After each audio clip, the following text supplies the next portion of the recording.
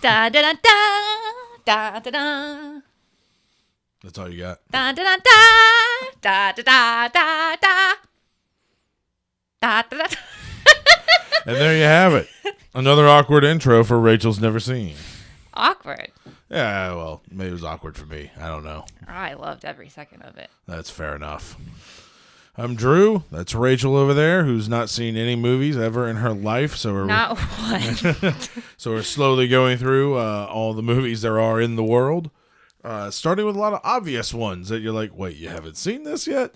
And this week's selection, Raiders of the Lost Ark, 1981, the first Indiana Jones adventure. I obviously know the theme song. Well, yeah, clearly you've heard the theme song somewhere before. Now, I know when we first got together or whatnot, I think we watched, you sat down and watched Indiana Jones and the Last Crusade with me. I wouldn't say that was when we first got together. I'd say that was within the past year. So within the past year, we sat down and we watched Indiana Jones and the Last Crusade, which is my personal favorite of the entire, Indiana Jones series. And and I know that I watched it, but I cannot tell you a single thing about that movie other than Harrison Ford as Indiana Jones. Well, there you go. So good. Perfect. So I thought, Raiders of the Lost Ark, as we're doing Spielberg month here in January, directed by Steven Spielberg. Like I said, it came out in 1981, and was, huge hit. Was nominated for Best Picture as well as a bunch of other Academy Awards. It was nominated, but it didn't win. It didn't win, no. So it was, what won? In 1981, Chariots of Fire. Chariots of Fire won. About Roger Bannister and the first ever 4-minute mile in Britain. Okay. They ran that. The world's first 4-minute mile. Yeah. Thrilling film. I'm sure it's good. To be honest, I haven't seen Chariots of Fire. I haven't either, so I don't know why I'm so I haven't happy. seen Chariots of Fire. It's not often that we come across a movie that he hasn't seen, so that's why I got so excited. Yeah, no, and it's also like the best film of my birth year. You figure I would have seen that. Yeah. No, I haven't seen it. Okay. So that's okay. Raiders probably should have won. Here we are though. Here we are. So let's get into your notes of Raiders of the Lost Ark. Yes. So just to start, I want to say that for some reason there are days, mostly when I'm at work, where the theme song gets randomly stuck in my head. I will be walking around humming do do do do do do do. It's really random. I know, considering it really that it the first time I watched one of these movies, was to me a year ago, to you up to 3 years ago. Somewhere between 1 and 3 years ago. Somewhere in that window. I thought we were in this house. Maybe. Because I think it was like a Saturday and you put it on and I just kind of got sucked into it. Cool. I really don't remember. I don't know. I'm like, I really don't. A little punchy. So one of my first things I wrote down, which was later answered, was Harrison Ford considered a hunk. And then they're in the college classroom, and that just answered my question. All the girls are like, "Oh yeah." I thought it was interesting that there was a ton of girls though. Is this in an movie? Archaeology class? No, in college. This movie takes place in 1936. Yeah. And it wasn't like it was an all-girls school. At first, I thought that was maybe it was a women's college, but there's clearly guys in the scene. There's guys there, so I'm like, well, I guess it isn't.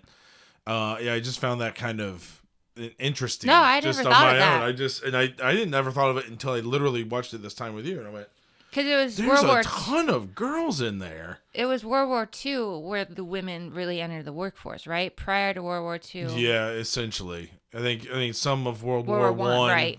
But World War II was Rosie the Riveter and all that empowerment. Right. Yeah, women can do it things. Exactly. That came with World War II, and then never really left. They tried to make it leave when the boys came back, but it never left. Women Can't were like, hold we're us doing down. good. We're doing this is fine with us. Who We're run okay. the world? Girls. Is that what it is? Is that a song? I don't know. Beyonce. Oh, okay. I'm out of touch. That's what we'll start. Drew's never heard. Drew's never heard. And it'll just be songs that came out in the last 10 years. Well, yeah, okay.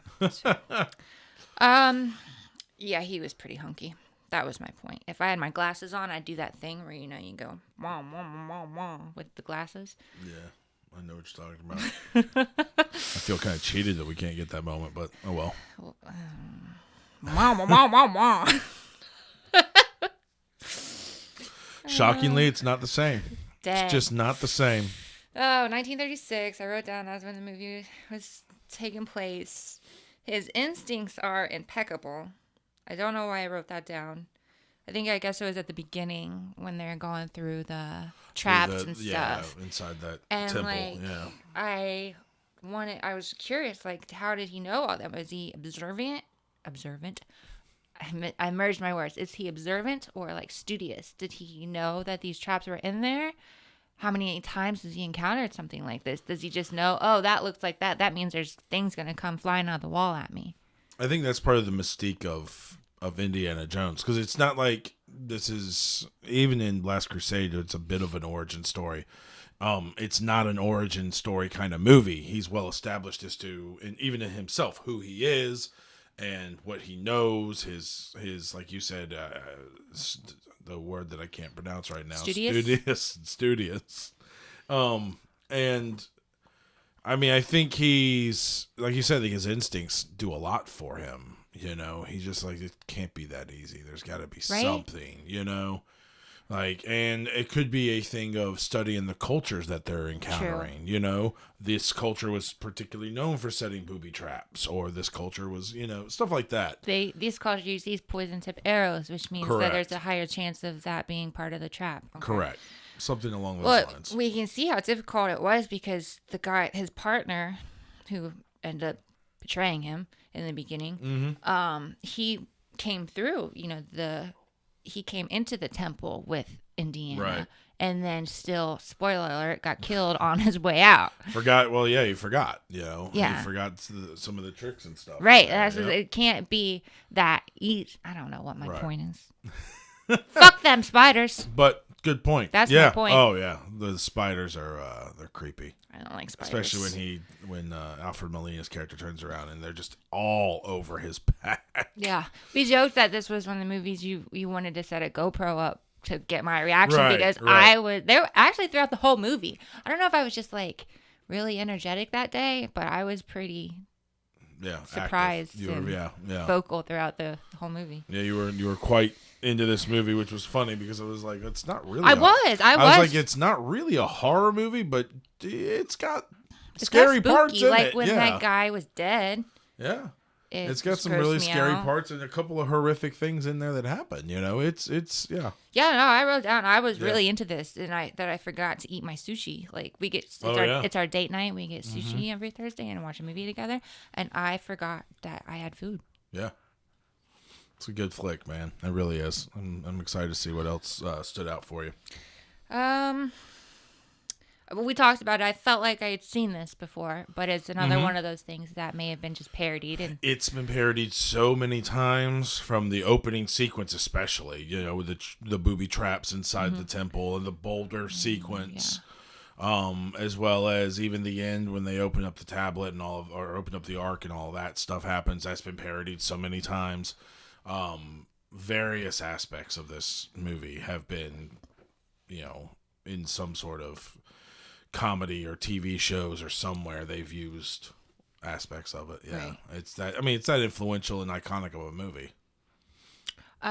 Considering that he is a college professor, I'm pretty sure he wouldn't have been handling that big old book that way. Oh, at the very beginning. At the beginning, like, just plops it down. That thing's what, 200 years old? We don't know. I don't know, but it's a fairly big tome. Old book.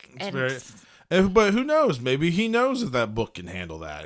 I can't imagine it's the first time he's handled said book either, because he knew exactly where to go to in it to show them the picture of the ark and all of that. I mean, I say it's a book. It might be some version of the Bible. Who knows? But you know, he's clearly handled it enough times that he was comfortable enough just bam dropping it. It's true. I'll tell you what, I'd let him handle my books. Really? I'm just kidding. I wanted to do it again, and I thought it was funny. Oh God, that was so bad. Oh, no, don't cut that out. Don't cut that out, future Drew. Don't cut that out. Let that one brew for everybody. Let everybody soak that one in. He invented the BDSM. Indiana Jones did. And like, well, all I need is my whip and leather jacket. Oh. So as he was packing up to go to his trip, he throws his whip and leather jacket in there, and you feel like he's a forefather now for I have a dirty BDSM. mind. I know. I'm aware. And then he's, I'm a cautious man. Whack, let me throw my gun into the suitcase. Probably that was supposed to be a joke, but it was not one that I found funny. And then now he's traveling, and then they're in the bar where he meets his old flame, and also the daughter of one of his old colleagues. He was his mentor. And that's why they had a falling out, because he was not happy with how he treated his daughter. I think so. I think he didn't want his daughter to be with him. Right. I think I can't remember his name, but Ravenwood didn't want Jones to be with his daughter Marion. And just probably from having been around, and at the time he probably was a kid, teens, maybe 20s, being around the kid for so much, he's probably like, this kid's like every other kid. Right. He's smart, he knows what he's doing, but he's still a kid, and I Right. don't think he's going to be right for my daughter, even though I think, as she proves later on throughout the film, Marion can handle herself just fine. She absolutely can. She can handle herself just thoroughly fine. enjoyed her. Yeah. Maybe, too, it was that he knew the life of an archaeologist, and he didn't want Right. Marion to be keep doing that. Like, Right. he wanted better for her. correct. For lack of a better term. And that could very well be true. And anyways, they're in there, and they're looking for the ark, and she's wearing it between her boobies, and then the bad people come in, and then it's Indy versus the bad guys, and he's got one pistol, Yes. and the bad guys have several automatic guns. Yes. Did he not have to reload? I don't know. He might not have. I don't remember if he has a revolver or if it's some sort of I couldn't. magazined pistol, but That wasn't very believable to me. it's well, maybe Nazis are bad shots, like stormtroopers, Like stormtroopers.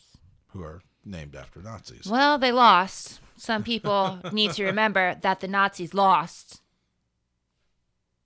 The choreography for me left a lot to be desired. Like in the fight scenes, Okay. it felt stiff to me. Felt stiff. Like it wasn't very fluid. Like you could definitely tell that they were not real fighting. Right. I think one thing, and I'm not necessarily defending that, but I think one thing you need to know the way this movie was styled was after a adventure serials that they used to air. They used to run, which are basically short, almost like a TV series before television was a thing. Okay. In theaters, Oh, Yeah. I heard cereal like cereal. Yeah, cereal. No. No. Okay. No. Okay. Yeah. That makes more sense. They were episodic tales that would run as short films Right. before feature films. Okay. Just like you had Like your the Bugs lavas, Bunny. like the Pixar shorts. Yes, like Pixar shorts. Good. There we go. I feel like, to bring things to Brooklyn Nine-Nine, I feel like we just had a pimento moment there with, you have memento disease. What? No, I you know. have Finding Dory. Oh, I know exactly what that is. I feel like that just happened right there Yeah. with the Pixar thing. Probably. Anyway, but these were modeled after those, which were generally over the top, Okay. very fantastical. I mean, sometimes they were adventures like Indiana Jones. Sometimes they were space adventures, like a Star Wars, which is what that was modeled after, because that's Okay. essentially what Lucas did. And so I think that a lot of the stuff in this movie, and I really notice it the more I watch them, is like it is very over the top and stylized. Like if you hear the sound effect they use for like punches, sounds nothing like somebody hitting something. Usually when they do Foley work, which is doing the post-production sound Okay. for a movie, when they're inventing sound essentially, when they do punches, they usually get a slab of meat and a guy literally just punches it. Punches the meat. And that's where you He's get that beating the meat. sound. Yep. He's beating the meat. Whack to get that monkey. sound. Wow. I wrote it That's down. what you, I just had to throw that in there. you're talking about the monkey later on. I'm I talking got about it. the monkey Yeah, in I the thought movie. your dirty mind was rolling on here with us. Well, Nope. No. That was completely innocent. Totally innocent. But yeah, and if you listen to the ones in this one, in the movies, especially the Indiana Jones movies, they're so over the top. They sound nothing. They almost sound like whip cracks. Like, it's crazy, the sound they use. So that's what I'm saying. And, like, you know, the fights seem really over the top. You know, like they're usually real wild, wide swings, kind of like looser choreography. I think that was intentional. Okay. But once again, I mean, that's the way they did it. That's the way they did it. It did occur to me too, like watching it. It's like, well, maybe this is just like different era of movies, you know, like things weren't as polished, for lack of a better term, as they don't have the technology that we do now. Like, no, I definitely think they did then. Okay. I definitely think they could have. I mean, there's not really any technology involved in pretending to beat up a person, but they're also not doing any kind of crazy, you know, semi-martial art like parkour fighting, right? That you see in a lot of modern action movies and stuff. And nowadays, I think that might be, which almost look heavily choreographed. Yes, and I think that's where my something is coming from. Right. Is that's what I'm used to, those fight scenes where looks like where it's like a dance. They're actually fighting. They're hitting beats and moving and moving and moving. Where, you know, this is it's much more deliberate in the way they are in the beats that they are hitting. It's much more deliberate. Yes. Yeah. I think that could be chalked up to eras as well. Yeah. It must have been really weird to have to say Hail Hitler and have to pretend to mean it. Oh, yeah. I think that with any movie that takes place during World War II and Nazi Germany and stuff like that, when people have to do that, you know. To have to get yourself into that mindset. To get I that am mindset. portraying a person that is evil. Yeah. So in Last Crusade, there's the big scene where there's the big book burning. You know, taking place in Berlin. There's Nazis everywhere. It's a big parade, and Indy has to sneak in to get the diary back before they burn it.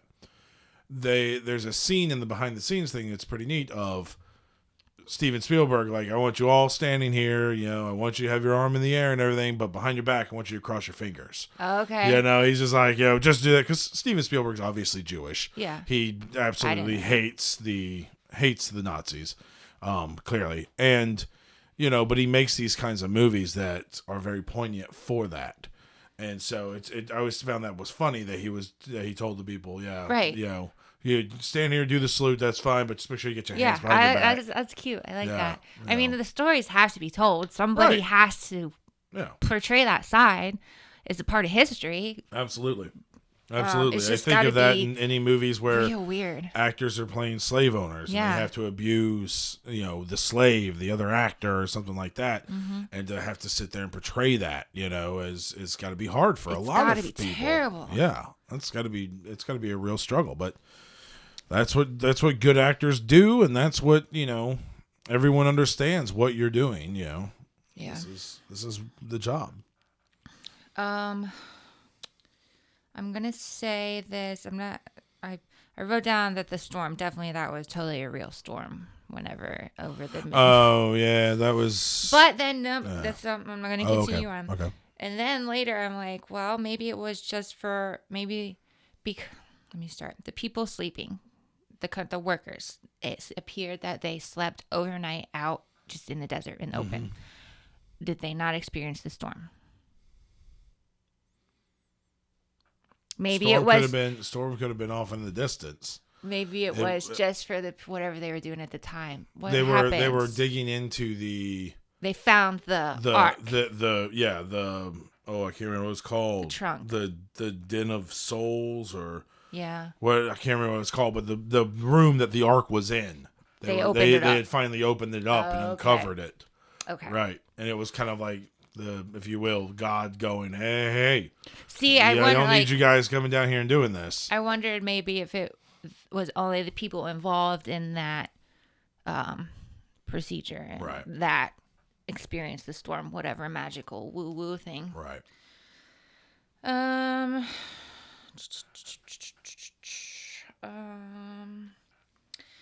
The dress magically fits her perfectly. I don't know. Talk about Marion. And it's just the dresses they procure for her magically fit her perfectly. Whatever. Movies. Chalk that up to movie magic. Yeah.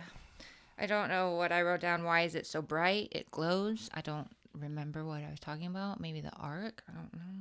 Perhaps that's what it was. I don't know. And how did they plan to sneak that thing out was one of my main hang-ups. Like once they got it once up there. they got it. Yeah. What? Yeah. They did not have a plan. No. There was I believe his exact words earlier on were, I'm making this up as I go. Oh, that's right. Because then I wrote down Indiana Jones is a doctor. Yeah. He is a doctor. I mean, the doctor. Oh. Doctor Who. You think he's the doctor? Yes, I think that Indiana Jones is one of the doctors. I like that. I like that fan theory.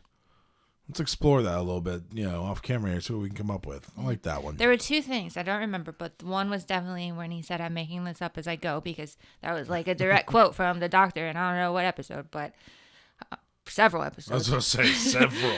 And I don't several remember. Different doctors. Maybe I wrote it down, but there was one other thing in the movie that made me think, yeah, he's the doctor. Might be a Time Lord. Who knows? Yeah. Indiana Jones was having too much fun driving that truck, I think. It's a fantastic sequence, though. It really was. That whole fight sequence on the truck and him climbing over it and then under it and through it. And it is so well done. You said that was... Explain that stunt to me, I guess, because you said during the... It was a real stunt. It's a real stunt. There was a real truck driving. The truck is moving, and this person is hanging on. The truck doesn't have to be probably moving that fast. No, but it's still moving at a good click. It's still going probably 20 or 25 miles an hour. It's going. It's still going. Ooh, buddy. But so what they did was, because of the way the truck was built, there wasn't much clearance. So they dug out a canal, essentially. Oh, I could tell that. Yeah, you can just see it. You can just see it enough. Yeah. They dug out a bit of a canal for the stuntman to lay under it. So that gave him just the right amount of clearance to get through without being too buried down and really looking bad. Right. But you still, had to be going that fast. You had to have a stunt driver who could keep this car straight. Yeah. And not let it, if it varies off of that in any way, he hits up on that hill. He's hurting. Yeah, because it was just enough for between his shoulders, and that was it. And then he had to be dragged behind the truck. And I think they actually drug Harrison Ford for a couple shots to get close-ups. There were some close-ups. Harrison Ford had to have done that. Yeah, he did a lot of his own stunt stuff in those. And then the building said garage on it that they hid in. Yeah. Those Nazis are dumb. Then I said, no, wait, actually, all Nazis are dumb. Some people need to hear it again. Another dress that magically fits her, at least the pink one is cute. I would wear the pink one. I would do it. That was a cute dress. And then he just fell asleep. That's what I wrote down. I don't remember that. Oh, that's where they were on the ship. On the boat, yep. Yep, and he was like, she was trying to seduce everything. him No, she wasn't really trying to seduce. She was trying to help him. Oh. But he was just being like a big baby, like, it hurts, it hurts, it hurts. She's like, well, you want me to kiss? Tell me where it doesn't hurt. Oh, that's right. And she kissed where it doesn't hurt. That's right, not she how kissed it works. where it doesn't hurt. And then they made out, and you thought they were going to go further, and he fell asleep. He passed out. Typical man. I don't know why I said that. So the Ark was packed in a box that had the Nazi symbol on it. Correct. And the Ark burned the Correct. symbol. It's assumed that the light of God or good or whatever you want. Because Nazis are bad. Burned or at least charred the symbol. Okay. Yeah, on the box. I thought so. Yes. I feel like the movie could have ended there. After, when they're on the boat and stuff. With no resolution. What do you mean? They got there is a resolution. They got the Ark and they're on their way to freedom. No, they weren't. They were being stopped. They weren't going to go anywhere. They were on a boat going toward America. They were going to America. I don't know where they were going. They were on a boat going toward Europe. They were going somewhere. The good guys had possession of the thing, and they were on their way to freedom. But there's absolutely no satisfaction as to what to sit there and go, well, the Nazis aren't going to come back after that. They're not that was going to be the end of their That's the journey. sequel. No. The good guys had the thing, and they were on their way to freedom. That was it. That was the movie for me. That was the movie. That was it. Could have ended there. Could have ended there. Mm-hmm. The rest of it was just dumb. He fucking swam to the submarine. That's like one of the things you have problems with is him swimming to the submarine. I have problems with him swimming to the submarine. How did he stay on the submarine? The submarine just stayed above water, and he just stayed on the top. Submarines, it's not called a top marine. It's not called a top marine. You're right. It's not called a top marine. Yes, that is what I have problems with, and that he swam from the submarine to the secret cave. No, he got caught. Remember, they took the submarine to a base. The submarine went to a Nazi base on an island. And then he jumped off the submarine and swam into the base, punched the Nazi, and put on his clothes. Well, he didn't swim to the base. He probably got off. He was wet. There.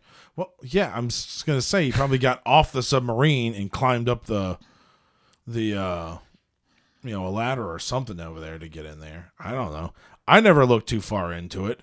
I feel like all the other farcical stuff that went on in this movie leading up to this, I would probably just be like, at this point, I'm just going to keep going. I'm just saying it was dumb. That was a big swim in the middle of the ocean. I did not like it. The movie should have ended there before that all happened. The storm was a part of the box, and then I said that was fucked. And then I wrote down the top men are in that room. And I don't know what that means. Oh, I think I remember what you were saying when you were actually watching that. So at the very end, when they're saying, when they're like, where's the Ark? Marcus's museum was supposed to get the Ark, and he said, well, we have to research it. We got to do all this stuff on it. He's like, well, who's doing that? He's like, we have top men on it. And I said the top men are in that room right now. You said the top men are in that room right now. Yeah. Well, he said top men. And essentially, just like any other bureaucratic stuff, they just buried it. They just took the Ark into a warehouse and buried it. And that's fine. Maybe that's what needed to be done with it. But nobody's going to forget about it. No. So, there it is. It's always going to be part of folklore and mythology. Well, there it is. Raiders of the Lost Ark. So. Yep. So, it sounds like you could have done without the whole face melting and the death of the Nazis at the end then. I mean, I feel like it could have been worked in. Well, okay, fine. The Nazis got their due. They needed to be killed. But I think that's the satisfaction that the ending is supposed to give you. I feel like they could have done it a different way. I absolutely did not like the whole submarine thing. Yeah. How did he couldn't have gotten in the submarine. And then the submarine, that's not what a submarine is for. A submarine doesn't float on top of the water. I'm not disagreeing with you. I'm so worked up. I can see this. So I think I personally watching it, I always thought that they actually didn't need the whole boat sequences anyway. Right. I feel like they could have gone from, he stole the truck, and he got the truck into the bazaar, and then they lost him, right, in the garage, right, because that's not where cars go, right, and remember they also had a bunch of people stacked in front of it. I know, it looked like it literally is a garage on the building, right? So, and perhaps that instead of them getting away there, they actually do get caught, and then you go from there to the desert sequence or whatever it was. Go to the submarine, if you will, just to transport them. Yeah. They're captured. They get on the submarine. They go to the island. They go, well, we need to test it first, or we need to, you don't want to open it up and there'd be nothing in there. Right. So. I agree. I think the boat sequences were unnecessary. the boat sequence, I'm not sure what it's for other than the brief romantic moment between Marion and Indy. That's it. And I don't know if that was just done just to be like, hey, look, they might get back together. It really is. It's superfluous. There's no reason for it. Except for the fact that it's a woman and a man, and an attractive woman and an attractive man, and. Well, especially in the 1980s. Yeah. Yeah. Should be more surprised she wasn't naked. Sure. But another fun, fan theory is the entire movie itself is unnecessary because Indiana Jones truly did nothing in the film. They're like the Nazis were going to find the ark anyway because they knew where they were going. They knew they had to come after Marion because it was in the transpondent they had. They had to go find his daughter. And so they knew they had to go find Marion. They would have found Marion. They probably would have found the medallion at that point and would have actually been able to build the correct thing and still get the ark. And still would have had what, came to them in the end. True. But it's pretty funny, actually. But they didn't know that you don't know what power the ark has. Like, what if they would have got it and opened it and it was like, hello, I'm a genie, 3 wishes. And they're like, I don't want any Jews to be on the planet. And then boom, Thanos says no Jews. Right. But that in the end still has nothing to do with Indiana Jones. That's like true. In the end, it's just saying him being in it is almost inconsequential to the way the story all plays out. Way. They still would have found it anyway. It's an interesting fan theory, and it's not without merit. Yeah. It really isn't. It's not without merit. So, but let's get your final score on this one. Oh, I'm having a real tough time. What was my highest? Airplane was my highest? Airplane was your highest at 8.5. 8.5. I did not like this as much as Airplane. Your lowest was Jurassic Park at a 2. Your median was Die Hard? I think Die Hard 5? 6.5. Oh, I thought Die Hard was like 6. 5 or 6 maybe? Something I'm going to go 7.5. Back to the Future might have been a 5. 7.5. Mm-hmm. All right. Good. I liked it. That means you liked it. You enjoyed the film. I did. Good. Yep. Good. Well, I'm glad. You enjoyed the film. It's definitely a true American classic, as it were. And yeah, American because Nazis are bad. Nazis are bad. Bad Nazis. Bad. It's a bad Nazi. So. I feel like I can't say that enough. I don't. This is a movie show. This is a movie show. There you go. Well, exactly. This is a movie show. And Nazis are still bad. And Nazis will always be bad. Well, guys, thanks for tuning in for Raiders of the Lost Ark here. And, remember, Nazis are bad. Nazis are bad. And we'll see you next week with another Spielberg film. Who knows what we're going to get then.